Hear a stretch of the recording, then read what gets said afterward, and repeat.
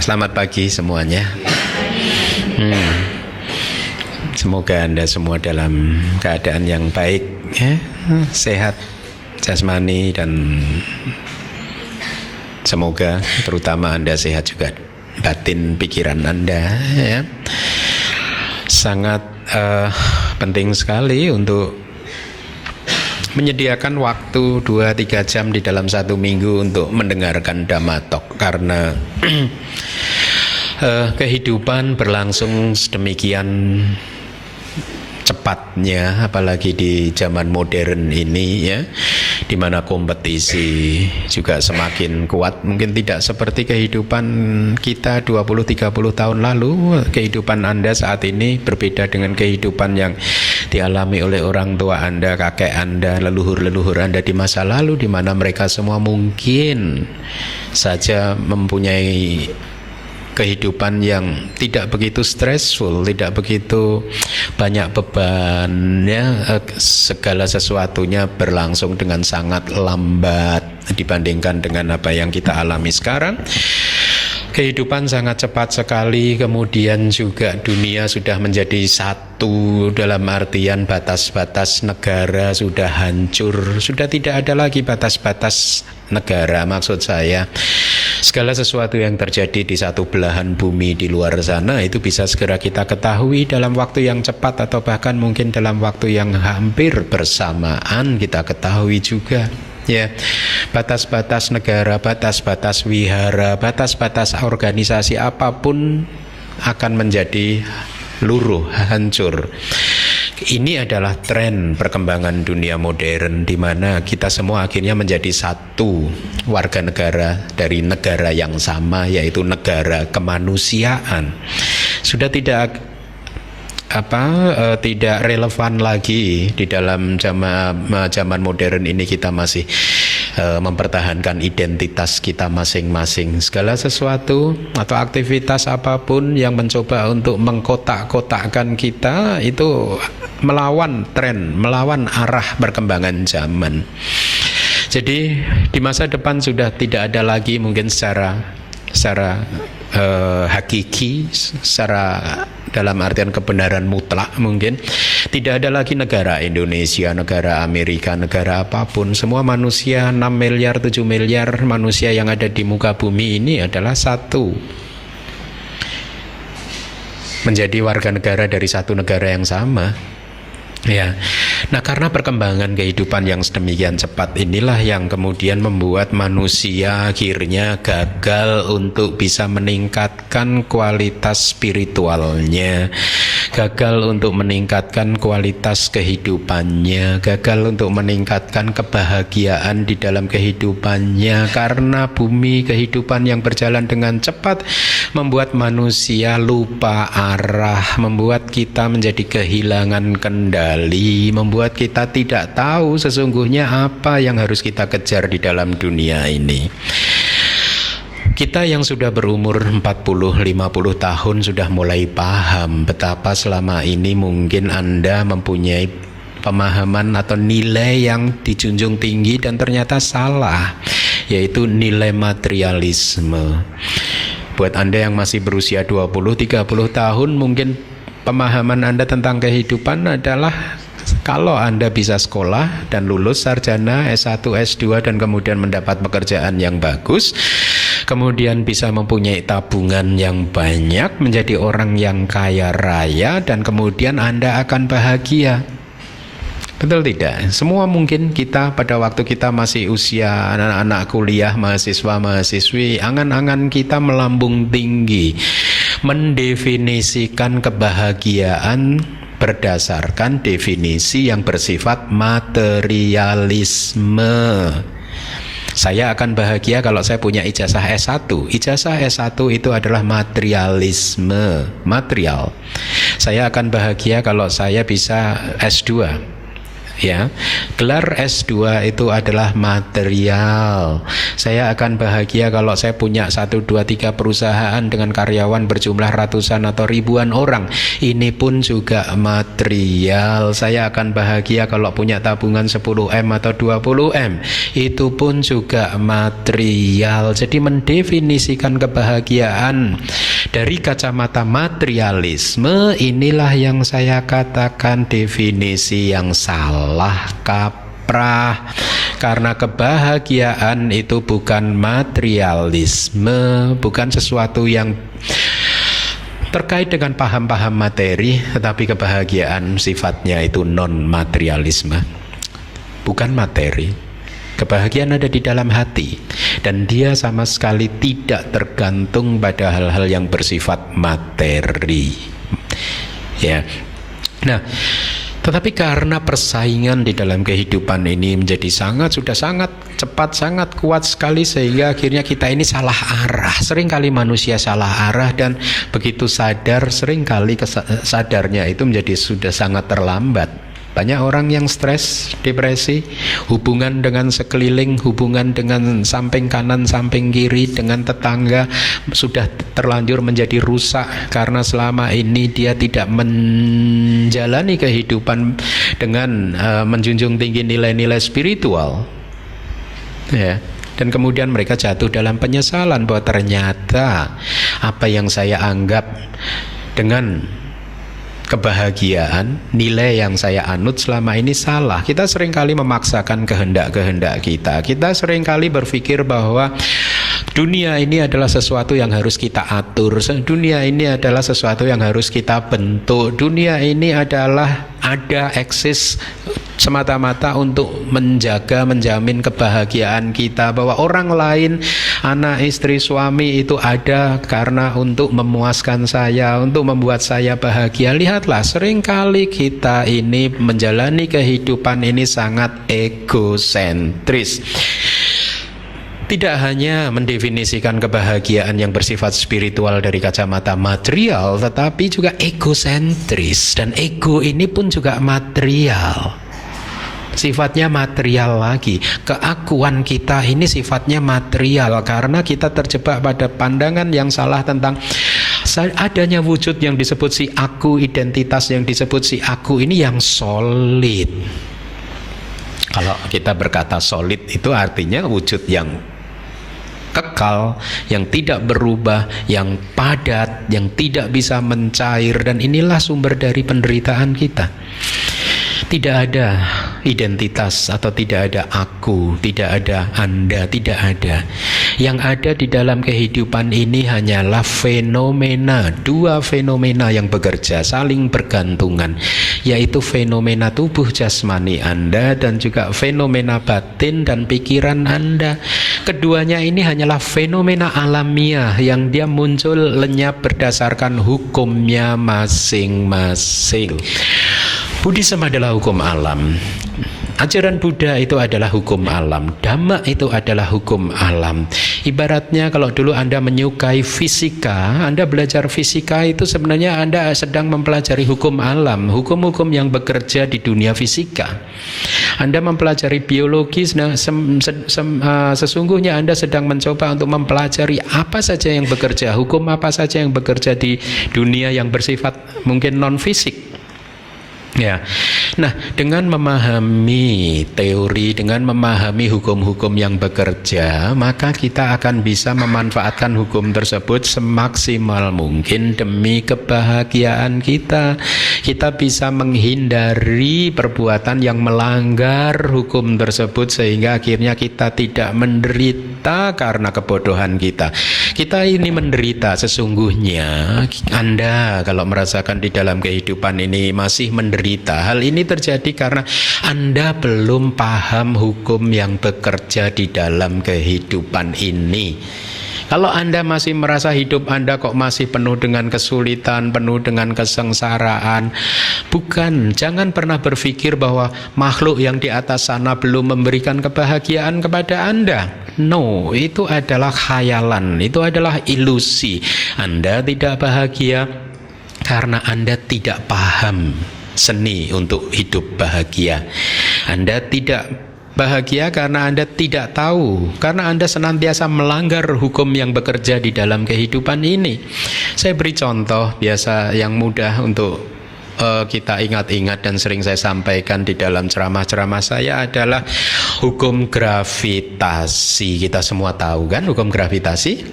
Anda tahu? Ada yang tidak tahu hukum gravitasi itu apa? Untung Anda tahu semua.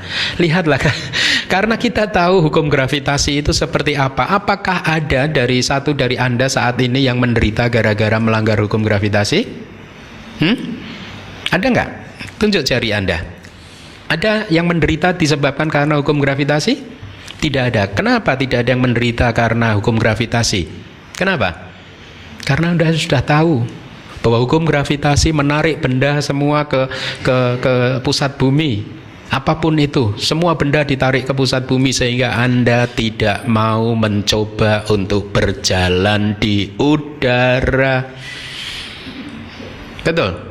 Kalau Anda mencoba berjalan di udara kemudian jatuh, akhirnya kepalanya benjol-benjol, Anda meratap, kenapa saya dihukum terlalu berat? Oh Tuhan, kenapa menghukum mencoba saya? Seperti itu, bukan? Iya. Menyalahkan siapa? Salahkan diri Anda sendiri karena Anda tidak paham Dhamma. Anda tidak paham ajaran Buddha.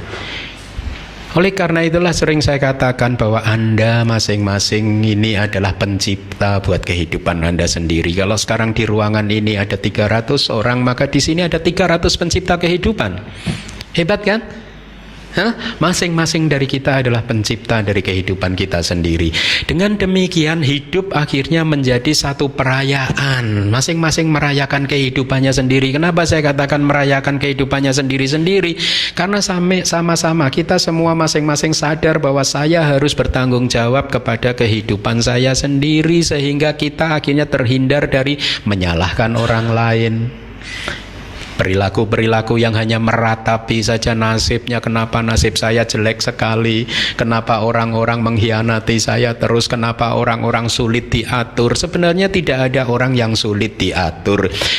Yang ada hanyalah ego kita yang sulit untuk mengikuti keinginan orang lain. Kita mempunyai kebiasaan untuk ingin mengendalikan manusia-manusia di sekeliling kita. Jadi kita sudah melakukan intervensi terlalu jauh. Orang di sekeliling kita adalah pencipta buat kehidupan mereka sendiri.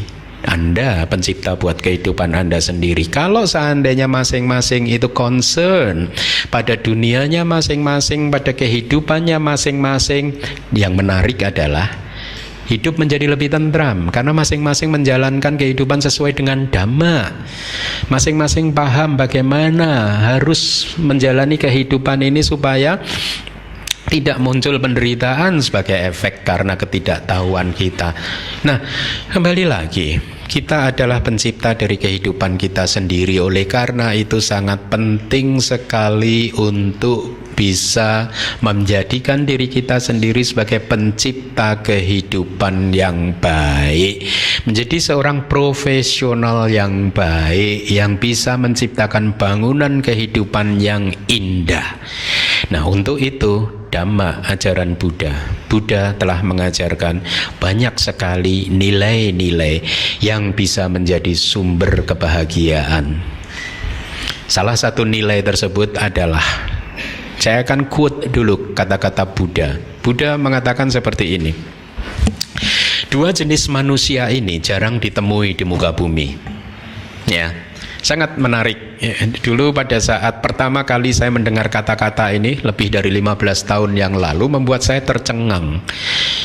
Kenapa Buddha mengatakan bahwa dua jenis manusia yang akan saya sebutkan ini sangat sulit ditemui di dunia ini? Artinya apa?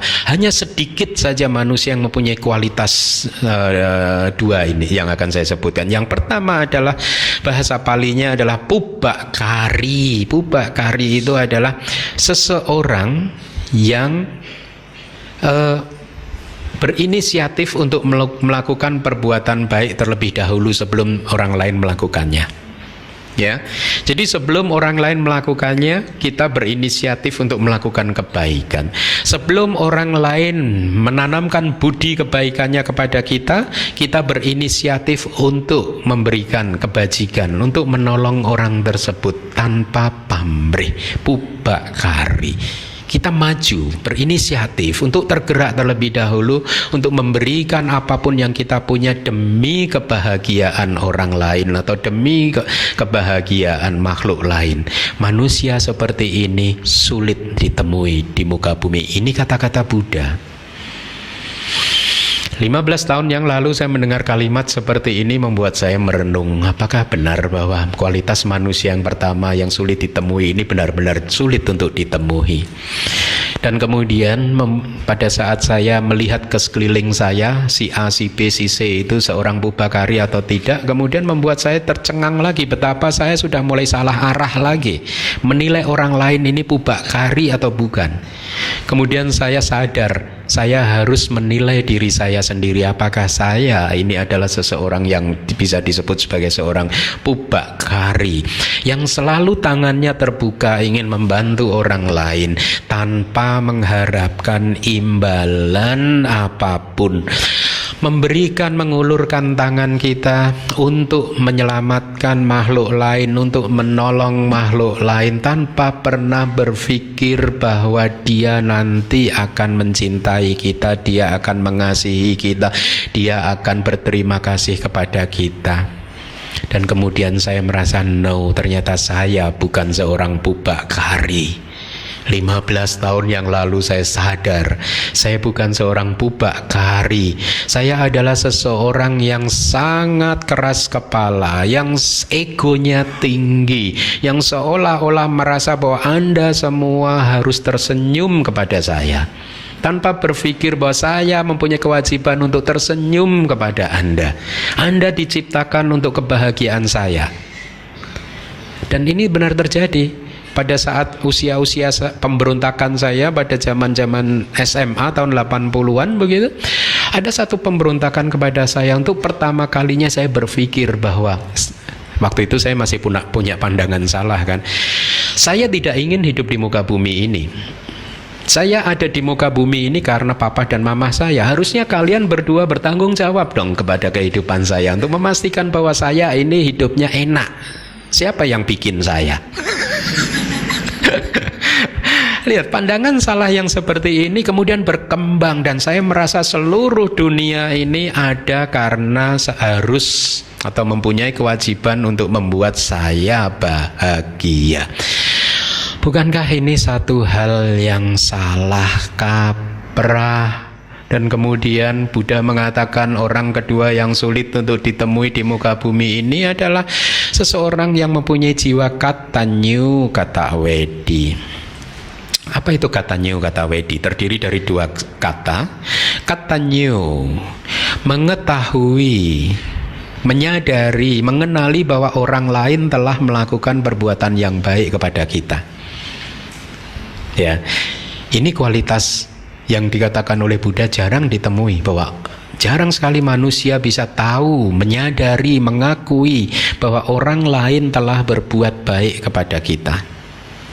Kemudian kata wedi adalah paham bahwa orang lain telah berbuat baik kepada kita, oleh karena itu kita harus berterima kasih kepada dia. Jadi bersyukur dan berterima kasih. Ya. Dan kemudian 15 tahun yang lalu saya merenungkan kehidupan saya lagi. Apakah saya termasuk orang yang sudah bisa bersyukur dan berterima kasih? Dan saya terkejut lagi. Ternyata saya bukan seorang yang bisa bersyukur dan berterima kasih. Saya seseorang yang egois, yang berpikiran bahwa saya bisa menjadi seperti ini karena usaha saya sendiri. Dan Anda pun mungkin juga berpikiran seperti itu, bahwa Anda bisa menjadi manusia seperti hari ini karena usaha Anda sendiri, karena kerja keras Anda sendiri. Tidak ada orang lain yang membantu Anda, yang menciptakan Anda bisa menjadi manusia seperti ini. Memang benar saya tadi katakan Anda adalah pencipta dari kehidupan Anda sendiri, ya. Tetapi sesungguhnya di dalam kehidupan ini kita saling berinteraksi. Bayangkan kalau di masa kecil pada waktu kita masih berada di dalam kandungan mamah kita, katakanlah satu orang careless, satu orang tidak hati-hati, tidak waspada, yaitu satu orang tersebut adalah mamah kita. Misalkan kandungannya dibentur-benturkan ke tembok.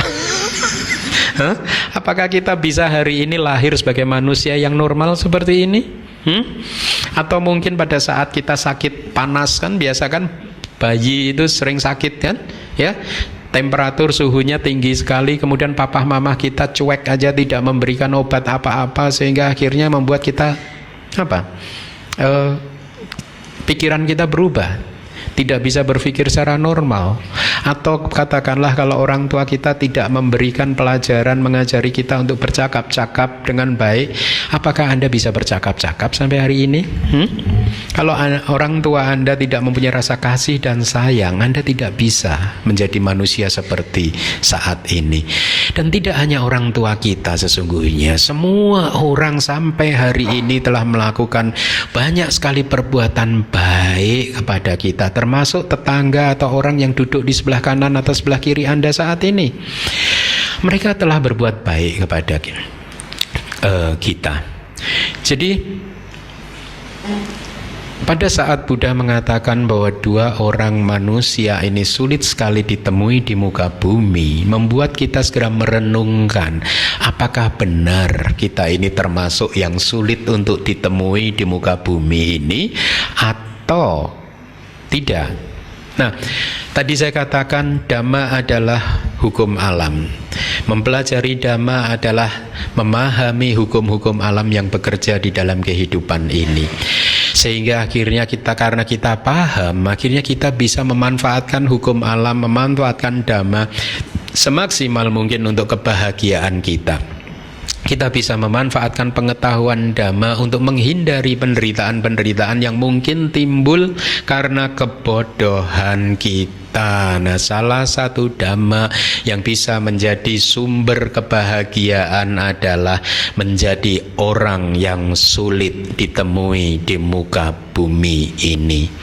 Menjadi orang yang jarang sekali ada di muka bumi ini, yaitu seorang yang pubakari, seseorang yang tangannya selalu terbuka, hatinya selalu lapang dada untuk menolong orang tanpa pamrih, dan juga seseorang yang bisa bersyukur serta mengucapkan terima kasih. Anda telah berbuat baik, terima kasih, bantuan Anda sudah membuat kehidupan saya menjadi semakin ringan. Coba bayangkan apa yang Anda rasakan, perasaan hati seperti apa yang muncul pada saat Anda berjumpa dengan kawan Anda yang senantiasa mengeluh, senantiasa meratapi kenapa kehidupan dia itu buruk sekali, kenapa teman-teman dia tidak ada yang mau membantu, senantiasa menyalah-nyalahkan orang lain, dan seberapa banyak Anda sudah memberikan bantuan kepada mereka, dia tidak pernah mengucapkan terima kasih. Bagaimana perasaan Anda? Anda tidak suka, Anda tidak ingin membantu orang seperti ini. Anda merasa tidak nyaman untuk bergaul dengan orang yang setiap hari hanya mengeluh. Setiap hari hanya mengingat kejadian yang buruk. Setiap hari hanya menciptakan kegelapan di dalam kehidupannya sendiri. Karena sesungguhnya kita berinteraksi di dalam kehidupan ini, ya, kekotoran batin kita ini atau keadaan batin apapun itu juga itu seperti penyakit menular. Ibaratnya seseorang yang terkena sakit flu, kalau Anda dekat-dekat dengan orang tersebut, cepat atau lambat Anda akan tertular penyakit flu tersebut. Kalau Anda berkumpul dengan orang yang senantiasa mengeluh, tidak bisa bersyukur dan mengucapkan terima kasih, lama-lama Anda pun juga tertular oleh penyakit yang tidak bisa bersyukur dan tidak mampu mengucapkan terima kasih tersebut. Anda tidak suka dengan manusia seperti itu yang tidak bisa bersyukur dan mengucapkan terima kasih. Dan karena Anda tidak suka, maka Anda harus merenungkan ke dalam diri Anda sendiri bahwa saya juga tidak ingin menjadi manusia seperti itu. Karena sesungguhnya ini ada satu hukum alam lagi yang bekerja di dalam dunia ini, di dalam kehidupan ini. Apa yang disebut di dunia modern itu sebagai the law of attraction, hukum tarik-menarik. Sesungguhnya ini ajaran Buddha juga. 2600 tahun yang lalu Buddha mengatakan juga bahwa manusia yang mempunyai sifat yang sama akan berkumpul dengan manusia yang sifatnya, ya mereka akan berkumpul. Dalam satu kelompok itu bisa dikatakan mereka adalah manusia-manusia yang mempunyai sifat yang sama. Di dalam sutta diberikan contoh, saya akan ambil 2 contoh saja. Pada suatu hari pada saat Buddha bersama dengan para murid bikunya berada di dalam hutan, kemudian dia berkata kepada para biku, apakah kamu melihat yang Arya Sariputta di ujung sebelah sana? Ya Buddha, saya melihat beliau. Dan para biku, apakah kamu melihat ada banyak sekali biku yang mengelilingi yang Arya Sariputta? Iya Bante, saya melihat. Kemudian Buddha berkata, mereka sudah berkumpul di banyak kehidupan seperti itu. Ya, kemudian Buddha berkata lagi, para biku, kalian melihat Dewa Data di ujung yang lain tidak? Kemudian para biku menjawab, iya saya melihat Bante. Para biku, kalian melihat banyak biku mengelilingi Dewa Data tidak? Iya saya melihat. Dan kemudian Buddha mengatakan hal yang sama, mereka sudah berkumpul seperti itu di banyak kehidupan. Dan kemudian yang Arya Sariputta itu murid Buddha yang paling bijaksana. Ya, Dewa Data itu adalah murid Buddha yang tidak bisa bersyukur dan berterima kasih karena dia mengkhianati Buddha. Ya, kemudian Buddha berkata, di dalam kehidupan ini seseorang yang elemennya sama akan berkumpul.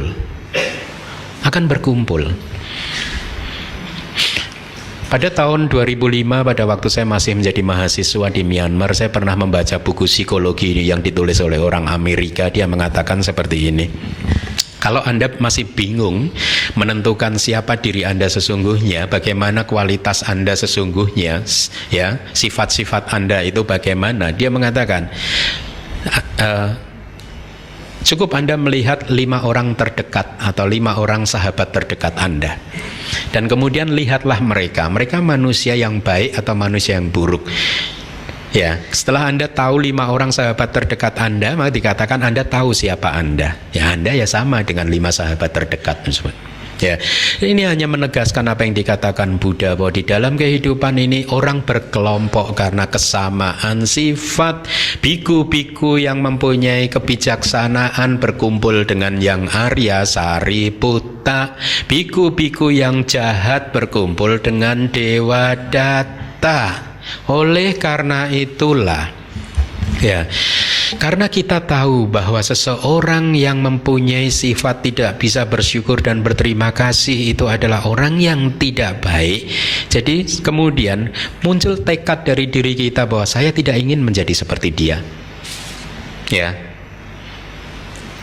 karena sesungguhnya seseorang yang mempunyai sifat yang sama, seseorang yang punya sifat yang rendah akan berkumpul dengan sifat yang rendah. Dan kalau Anda berkumpul dengan seseorang yang sifatnya rendah, hukum karma mengajarkan kepada kita, ya, saya akan bicara sedikit tentang hukum karma. Hati-hati, masing-masing dari kita ini sudah mempunyai deposito benih atau biji karma yang jumlahnya sudah tidak terbatas lagi. Masing-masing dari kita. Ya, kita semua mempunyai biji karma buruk yang jumlahnya sudah tidak bisa dihitung lagi, yang setiap saat bisa berbuah, ya. Tetapi hukum karma mengajarkan kepada kita seperti ini, bahwa biji-biji karma yang sudah tertanam di dalam arus batin kita ini, dia hanya akan berbuah kalau kita sirami, kalau kita beri pupuk, kalau kita beri kelembapan matahari yang cukup. Seperti ibaratnya biji mangga. Anda menanam biji mangga tidak harus berbuah. Biji mangga hanya mempunyai potensi, mempunyai kekuatan untuk berbuah, tetapi biji mangga tidak harus berbuah. Kalau Anda menanam biji mangga, ya, kemudian Anda biarkan, tidak Anda sirami, tidak Anda beri sinar matahari yang cukup, tidak Anda beri pupuk, maka biji mangga tersebut tidak tumbuh dan tidak berbuah. Sama juga dengan biji karma. Semua perbuatan yang kita lakukan di masa lalu sudah menjadi biji karma, dan dia menunggu saat yang tepat untuk berbuah. Dia menunggu Anda menyiraminya, dan kemudian dia berbuah. Dan dikatakan di dalam ajaran Buddha bahwa salah satu sumber atau pupuk buat biji karma buruk supaya dia tumbuh dan berbuah adalah berkumpul dengan orang-orang yang tidak baik. Oleh karena itulah, kalau kita bertemu dengan orang yang tidak bisa bersyukur dan tidak bisa mengucapkan tidak berterima kasih atas kebaikan yang sudah dia terima dari orang lain, orang seperti ini hanya akan menarik orang yang sejenisnya saja. Ya, saya mengatakan, Anda tahu, dunia politik di Indonesia memberikan pelajaran tentang hal ini dengan sangat gamblang sekali, betul tidak? Ya, dari pemilihan presiden tahun lalu memberikan gambaran yang sangat gamblang betapa dua kubu yang sama sekali bertolak belakang bisa berkumpul. Dan ini sekarang ini nanti ada pilihan gubernur ini juga mungkin seperti ini. Anda pelajari sekeliling Anda, dan untuk membuktikan betapa Buddha mengatakan hal yang benar. Hal seperti ini bukan teori dari Buddha. Buddha mengerti hal ini karena beliau mengingat kehidupan lampaunya. Dikatakan di dalam teks, Buddha mampu mengingat hampir semua kehidupan lampaunya. Dan dari mengingat-ingat kehidupan masa lalunya, beliau tahu bahwa ternyata di dalam kehidupan ini seseorang berkumpul karena mempunyai kesamaan sifat. Ya, kita lihat sekeliling kita. Nah, karena orang yang tidak bisa bersyukur dan tidak berterima kasih hanya akan menarik orang yang sejenisnya saja. Dengan demikian maka kita tidak ingin menjadi seperti mereka. Oleh karena itu kita harus bersyukur dan bisa mengucapkan, bisa berterima kasih. Orang yang tahu diri yang bisa berterima kasih, karena rasa bersyukur, kemampuan untuk berterima kasih benar-benar bisa memperbaiki suasana hati kita. Ya, bayangkan pada satu saat hati Anda seperti beku, ya, berada di dalam kegelapan karena dicekam oleh emosi-emosi yang negatif, ya. Tetapi di satu detik Anda kemudian merasa bersyukur atas kehidupan yang Anda alami, dan kemudian mampu untuk mengucapkan terima kasih atas apa yang Anda alami. Lihatlah, kebekuan hati Anda mendadak mencair, kegelapan hati Anda mendadak sirna, hidup menjadi lebih ringan lagi karena bersyukur, dan kemampuan untuk mengucapkan terima kasih melipat gandakan daya tahan kita terhadap kehidupan ini. Kegelapan dan sinar cahaya tidak bisa hidup bersama-sama, tidak bisa eksis bersama-sama. Pada saat ada cahaya, kegelapan sirna. Pada saat tidak ada cahaya, kegelapan eksis. Bersyukur dan mengucapkan terima kasih adalah cahaya yang menerangi hati kita. Pada saat Anda berlatih mengucapkan terima kasih kepada orang lain yang sudah melakukan perbuatan baik kepada Anda, lihatlah, hati Anda mendadak cair. Oleh karena itu, hal seperti ini harus kita latih. Buddhism itu bukan agama dalam artian klinik, dalam artian supranatural yang mengharapkan bantuan dari makhluk yang tidak kita ketahui. No, Buddhism adalah ajaran dari manusia yang paham apa yang dibutuhkan manusia. Oleh karena itu kita benar-benar harus melatihnya. Tidak ada sesuatu yang datang dari langit begitu saja. Ada kegelapan, cahayanya lenyap.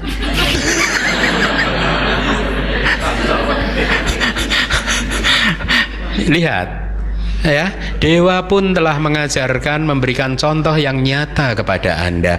Begitu cahayanya lenyap, kegelapannya eksis. Begitu Anda tidak mampu mengucapkan terima kasih, maka lihatlah apa yang terjadi. Hati Anda akan gelap gulita. Begitu cahaya menyala, kegelapan hilang. Sangat menarik sekali mendengarkan Dhamma Talk di DBS. Ternyata tidak hanya audio tapi visual juga.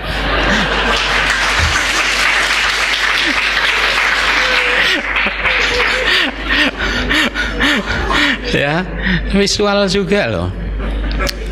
Jangan bisa jadi dewa sedang membantu Anda untuk mengajarkan dharma. Dia ingin berkontribusi, ya, karena dia berkontribusi. Nah,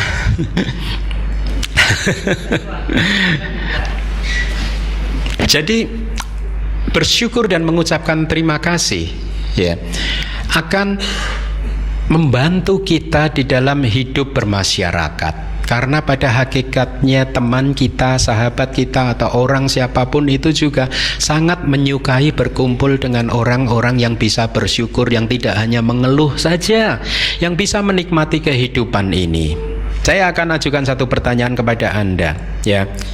Coba, kalau Anda tidak harus menjawabnya sekarang, ya. Nanti malam Anda ingat-ingat pertanyaan saya ini lagi dan kemudian Anda jawab. Di dalam satu hari ini, berapa banyak memori tentang hal baik yang sudah terjadi di dalam kehidupan Anda yang mampu Anda ingat? Atau pertanyaan yang lain, pengalaman seperti apa yang mampu atau yang sangat membekas di dalam hati Anda nanti malam seharian ini? Apakah yang membekas itu adalah pengalaman baik, senyuman orang yang dia berikan kepada kita, atau sebaliknya yang kita ingat adalah kenapa sih dia cemberut? Nah, kenapa sih tadi ada orang yang ambil makanan 2 mangkok, 3 mangkok, malah sampai saya nggak kebagian, gitu. Kenapa? Atau aduh, saya tadi dananya terlalu besar. Hah? Coba nanti malam Anda ingat-ingat pengalaman apa dalam satu hari ini yang paling membekas di dalam hati Anda. Kenapa saya mengajukan pertanyaan seperti ini? Karena kemampuan Anda untuk mengingat-ingat hal baik yang sudah terjadi di dalam kehidupan Anda, itulah yang akan menentukan kebahagiaan Anda. Ya, ingatlah bahwa di dalam kehidupan ini kita harus bisa melihat secara objektif. Memang benar kadang kita mengalami kejadian yang tidak baik, tapi sering kali kita mengalami hal yang baik. Cuman kan masalahnya adalah batin manusia itu terlalu suka untuk mengingat-ingat hal yang tidak baik. Hal yang tidak baik yang terjadi hanya sekali-sekali kemudian di-freeze, dibekukan seolah-olah tidak hilang-hilang dan kemudian dibesar-besarkan.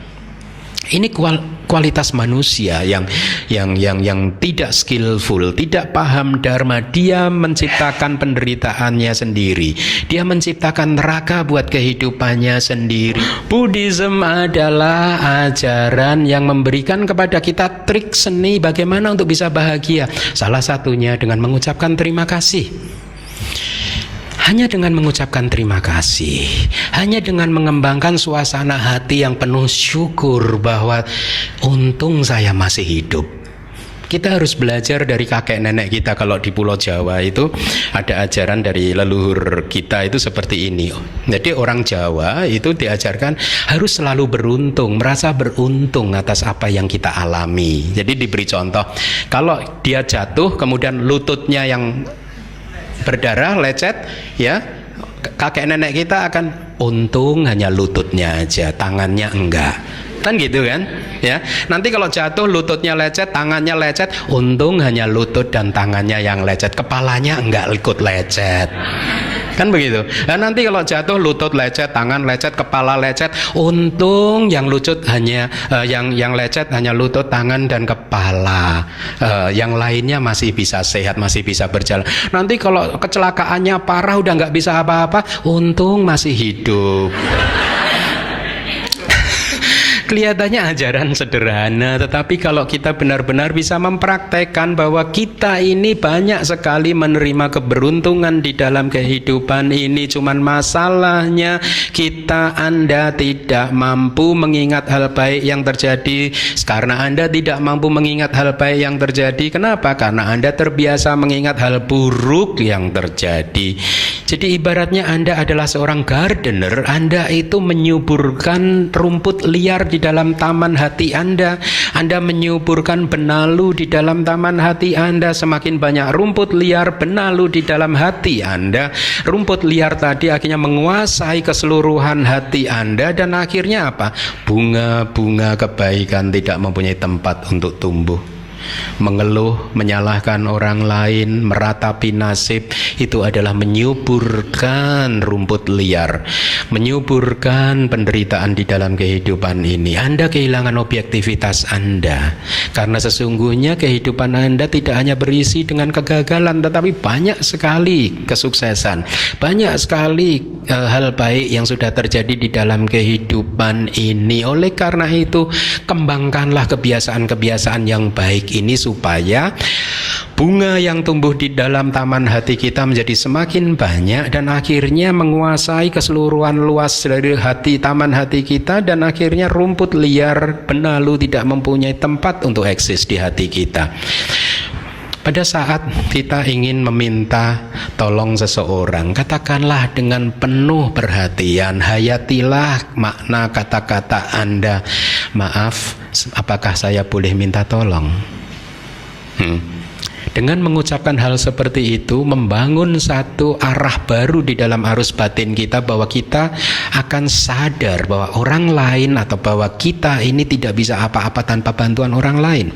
Misalkan nanti setelah Dhammatalk ini Anda semua mengambil makanan gitu ya, maaf tolong ambilkan sendok itu buat saya, bisa nggak gitu ya.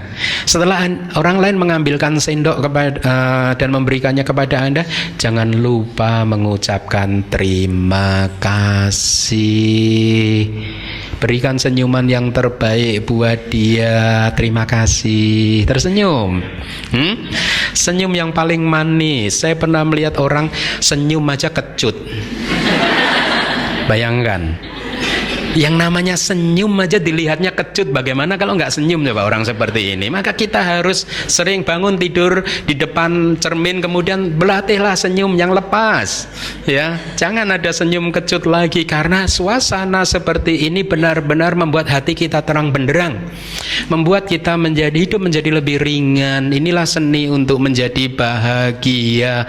Minta tolong ya, ambilkan ini. Setelah orang lain memberikan pertolongan, apa yang harus kita ucapkan?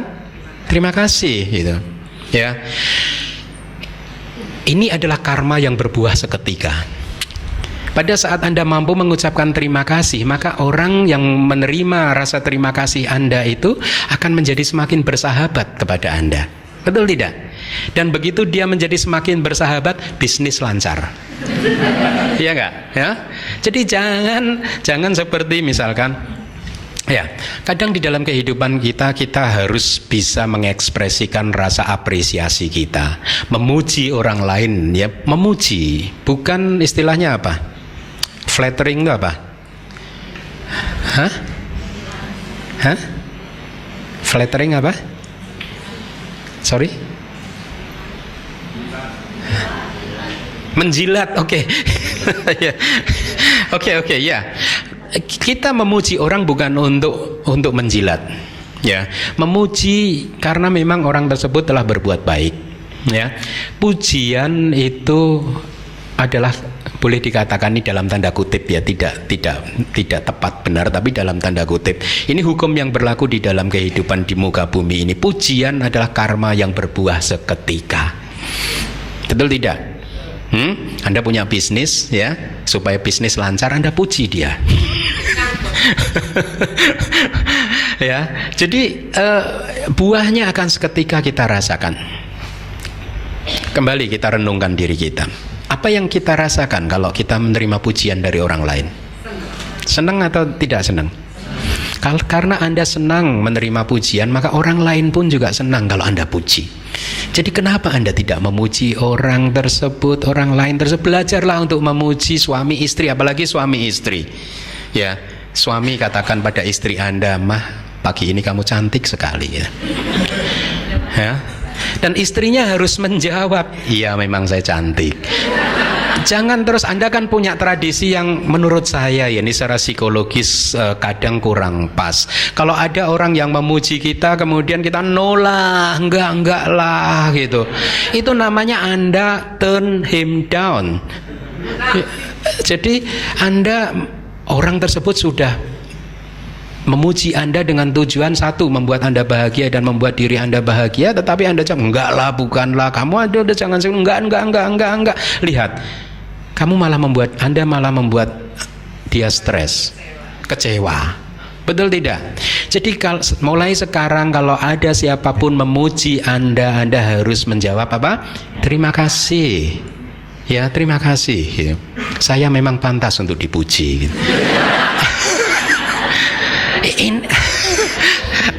Jangan menjawab hal seperti ini bukan untuk meningkatkan kesombongan kita, bukan. Menjawab hal seperti ini adalah semata-mata supaya kita makin terlatih untuk sadar bahwa ternyata di dalam kehidupan ini banyak sekali hal baik yang telah terjadi di dalam kehidupan kita. Sehingga apa? Anda tahu kenapa orang bisa depresi? Kenapa orang bisa stres, depresi? Saya kasih tahu, mereka yang stres dan depresi adalah mereka yang pikirannya hanya selalu mengingat kegagalan, hal buruk, perlakuan buruk yang diterima dari orang lain, ya, penderitaan dan lain sebagainya. Itu adalah orang yang stres dan depresi. Dia tidak mampu mengingat-ingat hal baik yang terjadi di dalam kehidupannya. Pada saat saya masih sebagai sarjana Buddhis yang baru, ya, begitu lulus dari Myanmar, keluar dari Myanmar, saya sempat mampir ke Malaysia, hidup selama mungkin setengah tahun di Malaysia untuk menyebarkan Dhamma.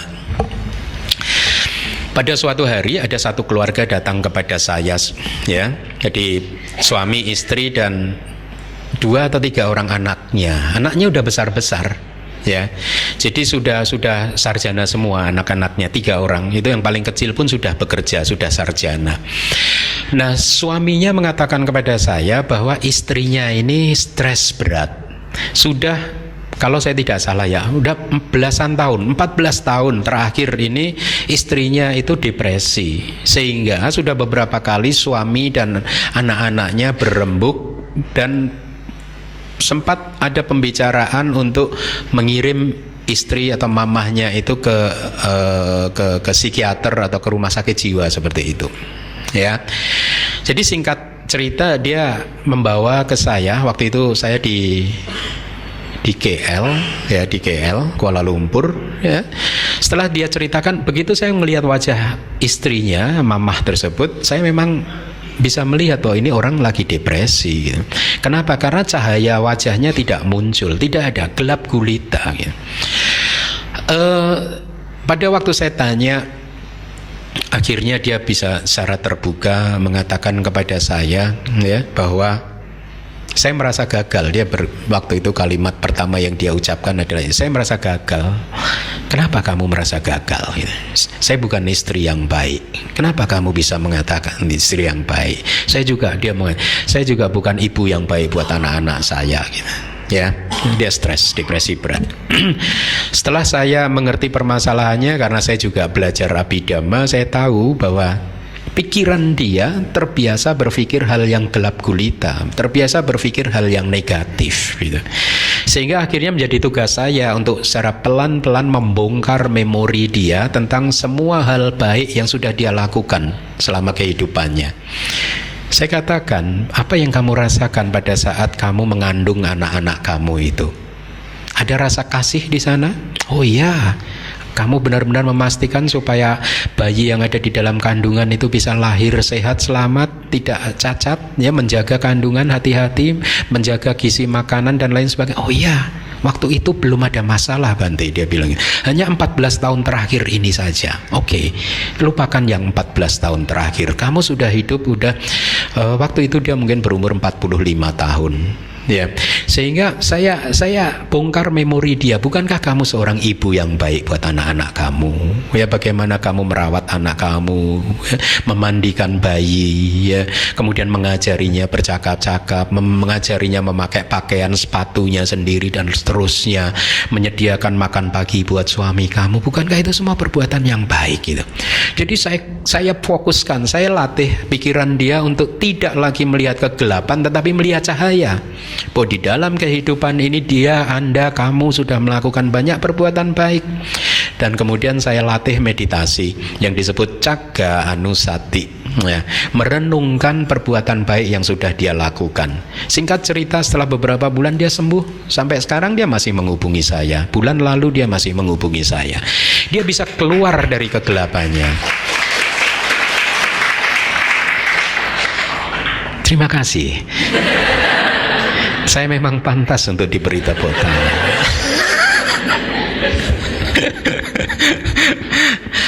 Tapi ini cerita benar terjadi, ya. Jadi akhirnya dia bisa keluar dari kubangannya. Jadi ini bukan, tadinya dia percaya dia kena kutukan. Kutukan siapa? Saya bilang gitu. Tell me I will kick his ass. Tidak ada yang mengutuk kita selain kita sendiri, ya. Karena kita tidak skillful, kita tidak tahu bagaimana cara kita untuk membuat kehidupan kita ini bahagia. Yang diingat-ingat hanyalah kegagalan, yang diingat-ingat hanyalah kesulitan, yang diingat-ingat hanyalah penderitaan, yang diingat-ingat adalah kesalahan-kesalahan yang sudah kita lakukan. Memang benar kita pernah melakukan kesalahan, tetapi kita juga banyak sekali telah melakukan hal-hal yang baik, ya.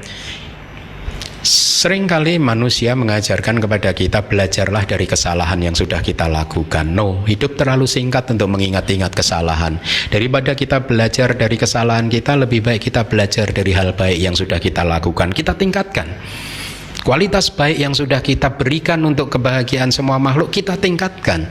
Sehingga akhirnya mendesak rumput liar. Akhirnya menjadi satu kebiasaan yang positif. Terus menerus ucapkanlah terima kasih pada saat Anda diberi tepuk tangan seperti tadi. Terima kasih. Karena mengucapkan terima kasih ini benar-benar membuat suasana hati Anda seketika menjadi terang benderang. Ya, bahwa Anda sudah berada di jalur yang benar sehingga mereka tepuk tangan. Ya, jadi pada saat orang kemudian mengucapkan terima kasih, Anda juga bilang, belajarlah dari orang Inggris, orang Eropa, orang ini kalau diucapkan thank you, apa jawaban dia? You are most welcome. Bukannya thank you, Anda baik sekali. No lah, mana ada bule-bule ngomong gitu. Itu kan Anda yang bilang bola.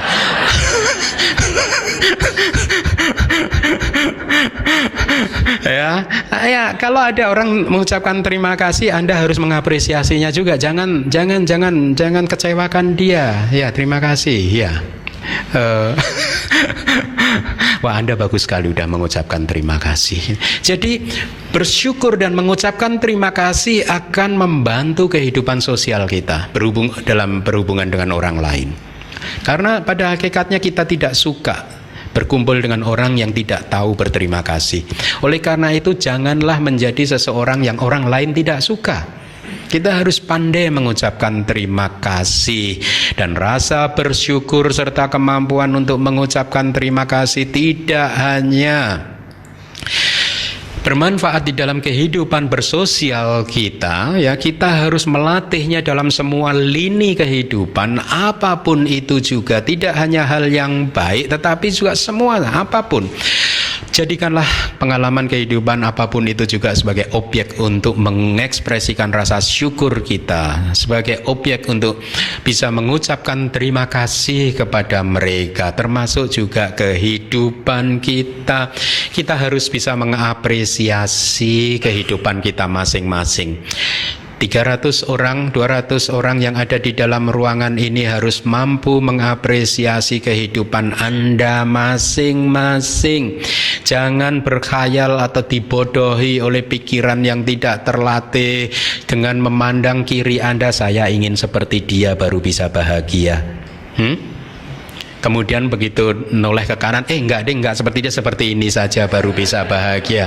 Lihatlah, Anda menghabiskan waktu, membuang-buang waktu Anda untuk menjadi orang lain. Anda tidak pernah tahu apa yang terjadi buat orang yang Anda idolakan tersebut. Anda hanya melihatnya dari jauh.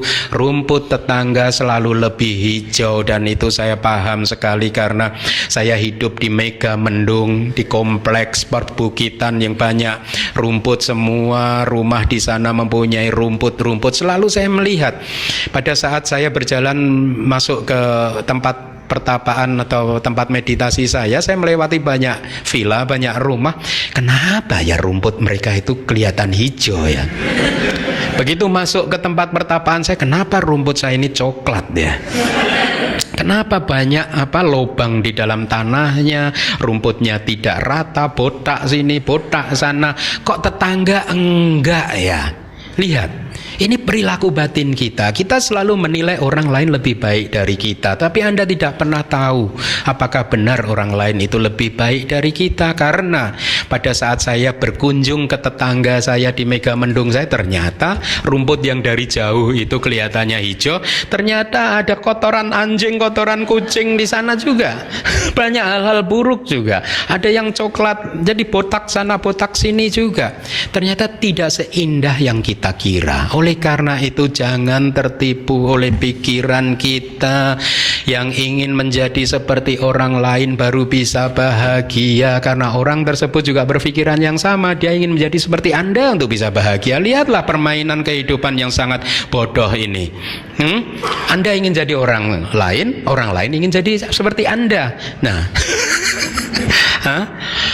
saya katakan kepada Anda dengarkan apa yang saya katakan.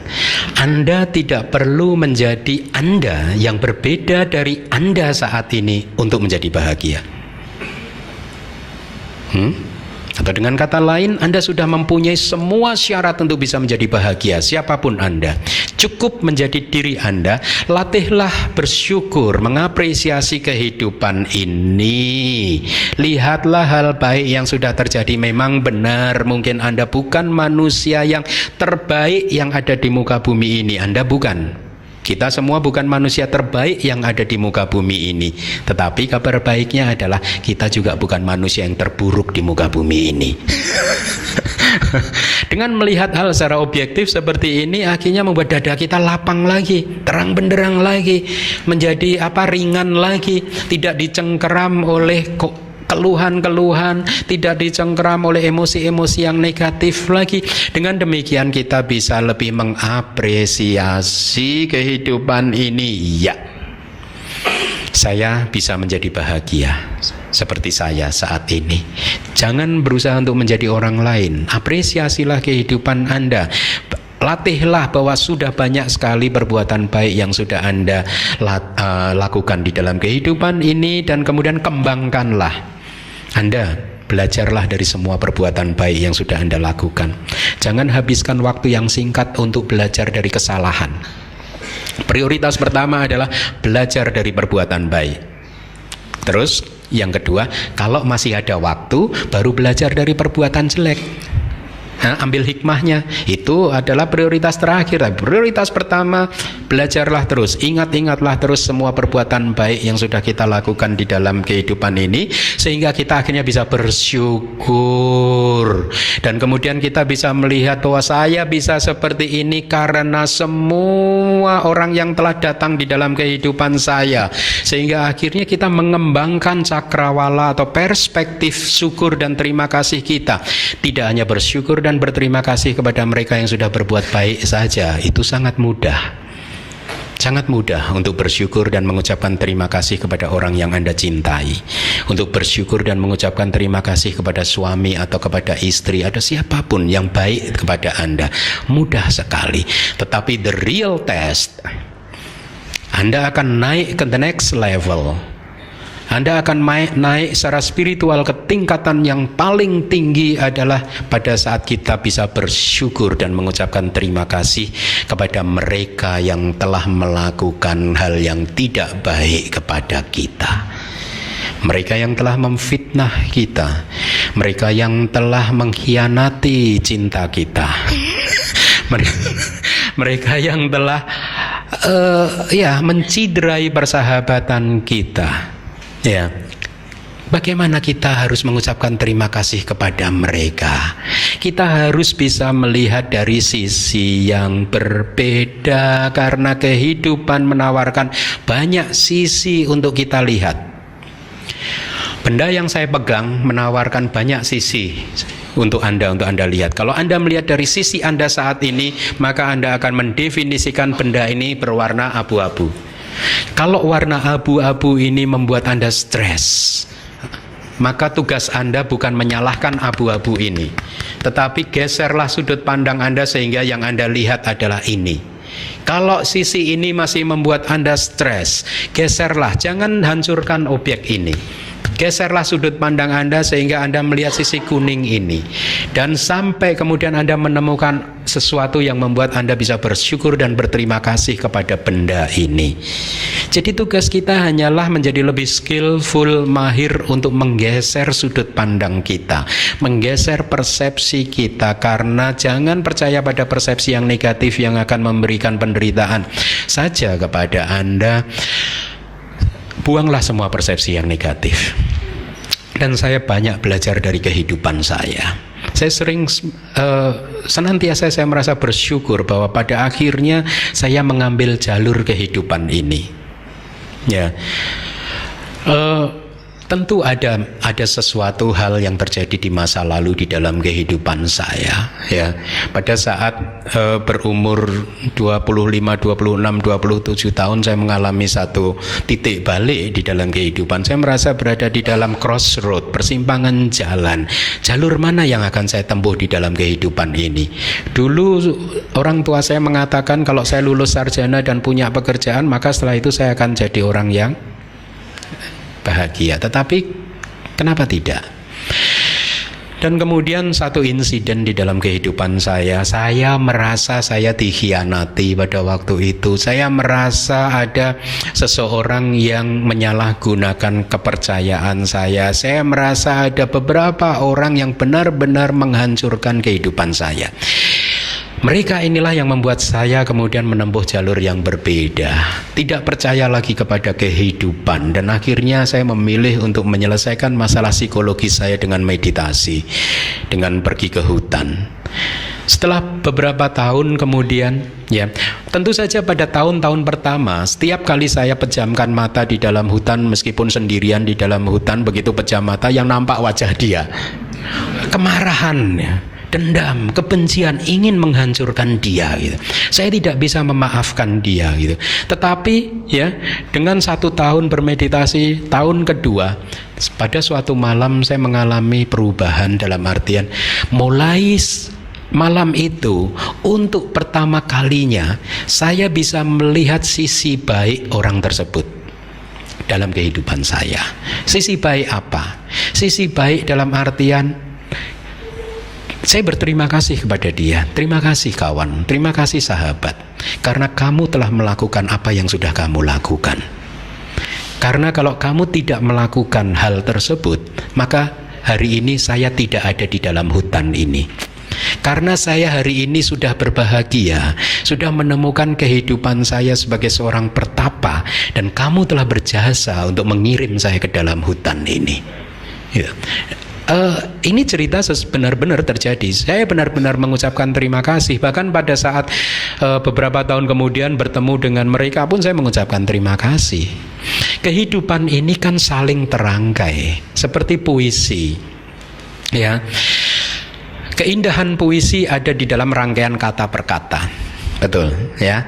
Dan kalau Anda menyukai puisi tersebut, Anda tidak bisa menghilangkan satu kata dihilangkan dari rangkaian kata di dalam puisi tersebut. No, kata yang tidak indah tersebut ya, itu terangkai dengan kata-kata yang lain yang kemudian membuat puisi itu akhirnya indah. Sama dengan kehidupan kita. Di dalam kehidupan kita banyak sekali kejadian buruk yang sudah terjadi, tetapi itu semua adalah pengalaman yang telah membuat Anda, kita semua sampai di hari ini, sampai di titik ini. Kalau Anda saat ini merasa menjadi orang yang bahagia, maka bersyukurlah, ucapkan terima kasih kepada mereka yang telah menyakiti Anda di masa lalu. Karena merekalah Anda tumbuh dan berkembang. Bagaimana Anda bisa tahu kemajuan Anda, kesabaran Anda, cinta kasih Anda, rasa memaafkan Anda, kalau Anda tidak pernah diuji oleh orang-orang seperti ini? Inilah mengapa lihatlah orang tersebut dari sisi yang berbeda, akhirnya bisa mengerti bahwa sesungguhnya orang tersebut adalah guru saya juga. Ya, guru yang menunjukkan kepada saya, mengajarkan kepada saya apa itu arti dendam. Anda tidak belajar dendam dari papan tulis saja. Ya, Bante Keminda mengajarkan dendam, menulis di papan tulis dendam. Ya, kemarahan, kebencian, saya tulis di papan tulis dan saya ajarkan kepada Anda. Tetapi saya tidak pernah bisa menunjukkan makna sesungguhnya, rasa sesungguhnya dari kemarahan, kebencian, dendam kepada Anda. Tapi orang yang telah menyakiti Anda mampu menunjukkannya. Oh, ternyata rasa kemarahan ini seperti ini. Oh, dendam itu seperti ini. Oh, kebencian ini seperti ini. Ternyata kebencian itu hanyalah sesuatu yang muncul dan kemudian lenyap. Dia memberikan exercise kepada Anda. Dia memberikan latihan kepada Anda bagaimana Anda menghandle kemarahan, kebencian, dan dendam tersebut. Tanpa ditunjukkan oleh mereka, Anda tidak akan pernah paham kemarahan, kebencian, dendam itu seperti apa. Lalu pertanyaannya, bukankah kita harus berterima kasih kepada orang seperti ini? Ya. Beberapa tahun terakhir saya mengalami hal-hal yang sering membuat saya terkejut di dalam kehidupan saya sebagai biku, karena saya hidup di Indonesia. Tetapi kemudian saya tahu bahwa hal-hal yang tidak baik yang saya alami tersebut ternyata membuat saya jadi tahu, jadi paham. Ternyata latihan saya sudah berkembang ya. Ternyata hal-hal seperti itu tidak membuat saya tergores lagi ya. Ternyata hal-hal seperti itu tidak membuat saya stres, depresi, tidak bisa tidur, tidak bisa makan. Ternyata tetap gemuk juga saya. Anda pernah dengar kenapa biku itu gemuk? Kenapa? Kenapa biku itu rata-rata gemuk? Ini saya udah kurus 4 kilo tapi masih gemuk juga. Kenapa? Ya, ibu itu benar. Karena hatinya besar, lapang dada. Supaya dadanya lapang harus gemuk kan, berarti kan?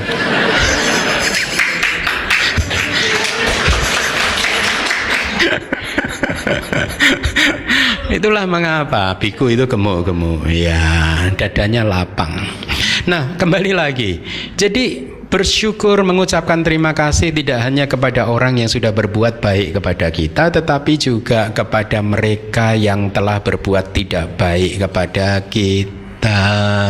Karena sesungguhnya mereka sedang mengajarkan kepada kita, mereka sedang memberikan kesempatan kepada kita untuk tumbuh dan berkembang. Karena sesungguhnya tujuan hidup tidak untuk menjadi kaya.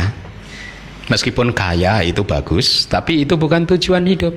Tujuan hidup yang sesungguhnya adalah menumbuh kembangkan bunga-bunga di dalam taman hati kita. Menumbuh kembangkan meta, cinta kasih, kewelas asihan, memaafkan, kesabaran, kebijaksanaan. Inilah tujuan hidup kita.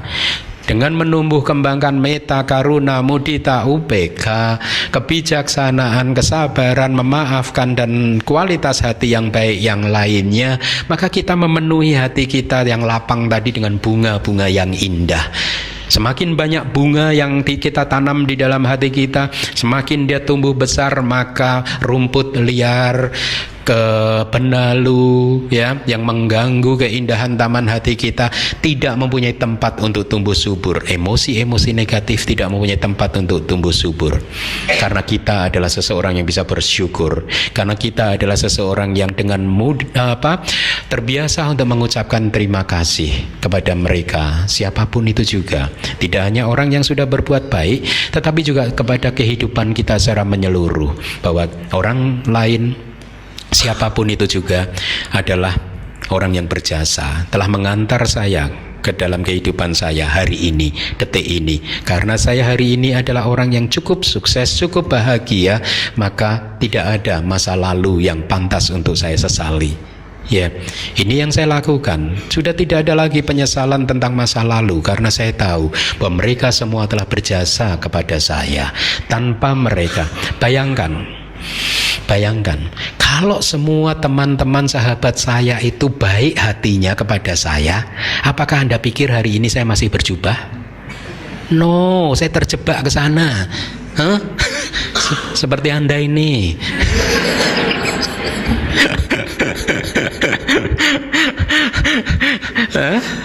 Jadi bukan, saya tidak anti perkawinan, ya. Saya tidak mengatakan kalau Anda tidak bisa bahagia, ya. Jangan, kita sama saja, kita dalam perahu yang sama.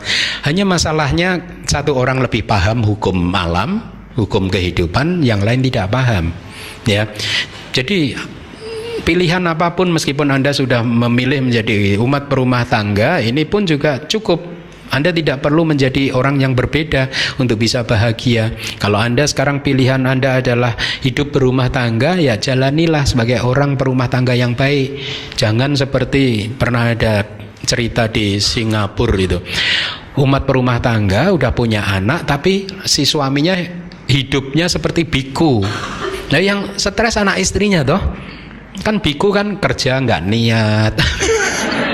Nggak mau cari uang, ya yang stres anak istrinya. Jadi hiduplah seperti apa yang sudah Anda pilih secara penuh. Kalau Anda adalah businessman, businesswoman, hiduplah sebagai businessman, businesswoman secara penuh.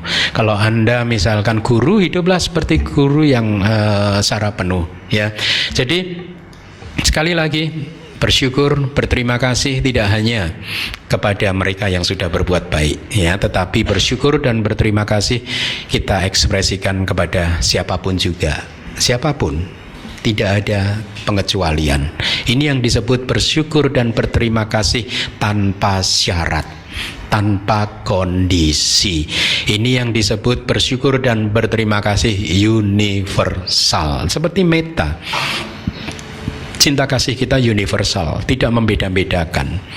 Ya, kita bisa menjadi seperti ini karena mereka-mereka yang telah memberikan kesempatan kepada kita untuk berkembang. Mereka yang menyakiti Anda adalah mereka yang sedang memberikan kesempatan Anda untuk belajar bagaimana caranya menghandle kemarahan, menghandle kebencian.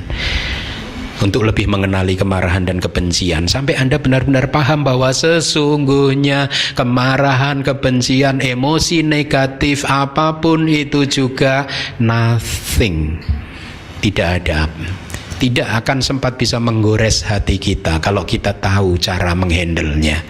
Inilah yang membuat saya senang dengan Buddhism, karena memberikan kemampuan kepada saya untuk menjadi semakin mahir untuk melepaskan emosi-emosi yang negatif tersebut. Ya, kalau kita merasa sakit, tergores, terluka oleh kemarahan dan kebencian, ingat hal tersebut terjadi karena kita belum mahir saja untuk melepaskan kemarahan, emosi-emosi negatif tersebut.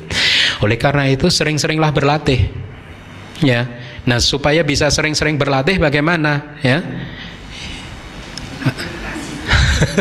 Ya, kita sudah punya cukup banyak pengalaman di masa lalu yang bisa kita jadikan objek untuk perenungan kita.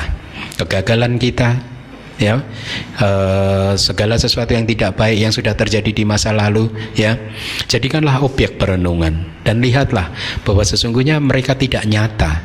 Mereka hanyalah fenomena yang muncul sesaat dan kemudian lenyap. Sehingga dengan demikian persepsi Anda tentang anicca, tentang ketidakkekalan menjadi semakin kuat. Seseorang yang persepsinya tentang anicca, tentang ketidakkekalan sudah cukup kuat, sangat kuat, dia akan mempunyai daya tahan yang cukup kuat untuk menahan goncangan di dalam kehidupan ini. Benar tidak? Kenapa seseorang stres? Karena persepsinya mengatakan bahwa problemnya adalah problem yang permanen. Betul tidak? Kalau dia paham bahwa problemnya ini hanyalah sesuatu yang muncul dan kemudian lenyap, maka dia akan menerima problem tersebut dengan tersenyum dan dengan bersyukur, karena problem tersebut memberikan satu kali kesempatan kepada saya untuk merealisasi anicca, ketidakkekalan, bahwa segala sesuatu yang muncul pasti akan lenyap kembali. Untuk bisa merealisasi seperti ini, Anda membutuhkan banyak ujian, dan ujian-ujian itu bisa Anda terima terutama dari mereka yang menyakiti Anda. Buddhisme mengajarkan kepada kita bahwa musuh kita sesungguhnya adalah rasa sakit hati itu sendiri, kekotoran batin itu sendiri.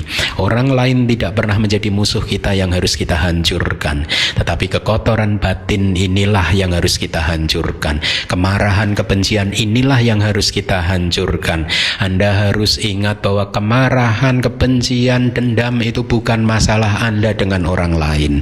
Kemarahan, kebencian, dan dendam adalah murni masalah psikologis Anda dengan diri Anda sendiri, tidak ada hubungannya dengan orang lain. Oleh karena itu, jangan hancurkan orang lain. Geserlah sudut pandang Anda sampai kemudian kemarahan Anda lenyap seperti es yang terkena sinar matahari.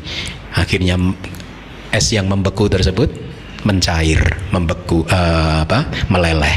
Hati Anda yang membeku karena kemarahan, kebencian, dan emosi negatif yang lain meleleh, mencair, dan hidup menjadi semakin ringan.